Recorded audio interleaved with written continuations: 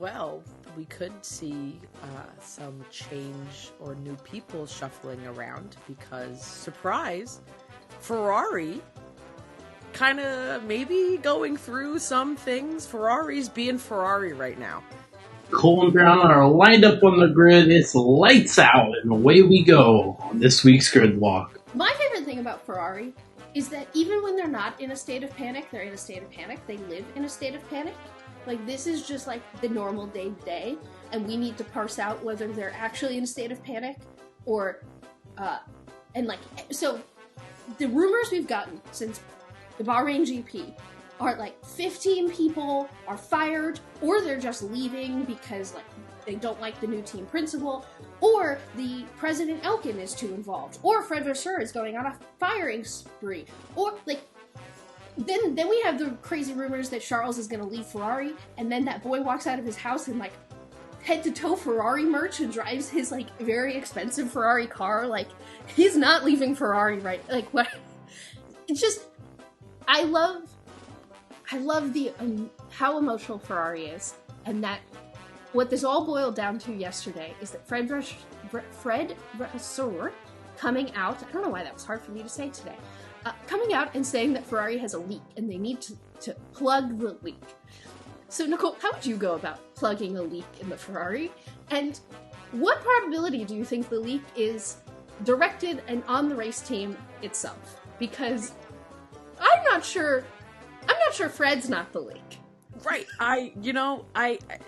Every time, and I had said this to you yesterday, that I just feel like every time I'm seeing headlines of the Italian media talking about Ferrari, it's like when the British media is like talking about the royal family in every kind of capacity, and they'll come up with every single possible story. So if we want to play into the Ferrari drama, I love the idea that there's some people who have a loyalty to Mattia and they're, being the leak outside, because that drama is just so F1. Do I really think that's happening?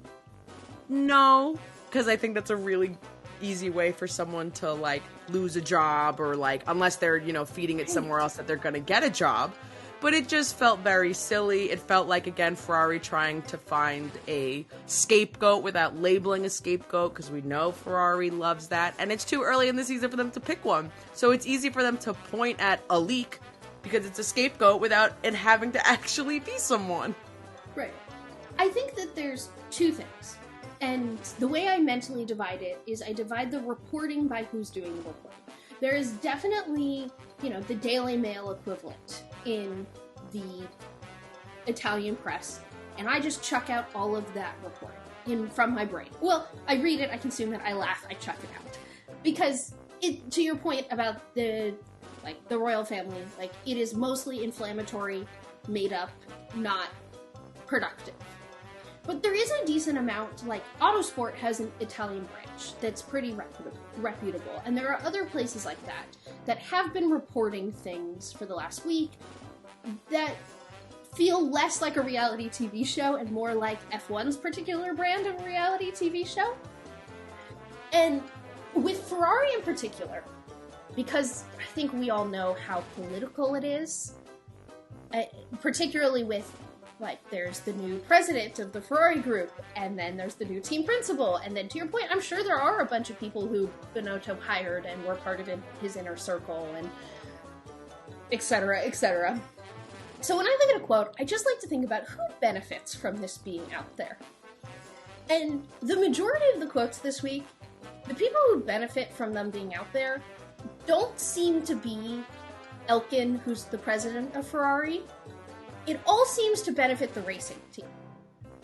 So I would just take that and acknowledge that. And then we don't actually have to think or take any action. But I do think that there's some element of what always seems to be true at Ferrari, which is that the racing team wants more autonomy. And I think they are using the press to try to galvanize for that. I also think that they're really smart, and they understand that publicly they have to say that the goal this year is World Championship, but they all know they're not winning a World Championship this year. So, something would have to happen that's so dramatic, and that... So, there also might be an element of, well, if we make it seem like there's so much chaos going on in Ferrari and everyone's leaving, then when we don't win, everyone's gonna be like, oh, it wasn't their fault. They're lining up scapegoat. They're lining it up. They're getting prepared. It's their PR safety car. Mm-hmm. Except it's like a preventative preparing for future Causes statements that they have to make. Especially after Bahrain and whatever Charles has to deal with this weekend. Yeah. Something more concrete, though, that we do know is actually happening that is interesting. Ferrari doesn't have a technical director, and even when Mattia was there, I think we all assumed he was the acting technical director because he had final say, but he technically, even himself, was saying he wasn't a technical director. Fred doesn't come from the technical side, so he is definitely not the technical director. And Ferrari did just lose its head of vehicle concept, who you would assume was like kind of acting technical director. So that is a concrete thing that did happen this week amid all the like panic and like, is Charles actually gonna leave Ferrari and who's upset and who's like all of that stuff. In the middle of it was, oh, their head of vehicle concept left. We don't know where he's going yet. He's rumored wherever he's going is going to be in the UK. But that's 8 of the 10 teams, I'm pretty sure. Right. So that's not super helpful. But amidst all of this, not 100% sure who's going to be developing that car all season and developing their car for next year. So, something to think about. Things are in a good place. It's great. We love it. Go Ferrari. So, we want to give a big thank you, as always, to VoiceOver Man. Shout out to Unlimited Drink Packages Royal Caribbean, you're the bomb, and our 4-legged executive producers. Make sure you turn on auto downloads wherever you are listening to the pod. Leave us a rating. Please leave us a review. It really, really helps us out. Shout out to all of our friends on Apple Podcasts where you're listening. Pretty please let us know what you think, what you like, what you'd like to see us try out. We really, really appreciate the feedback.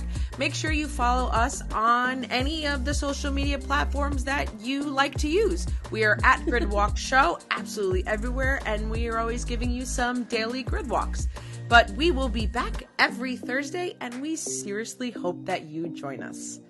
Today felt like we just completely missed the grid walk because we were just too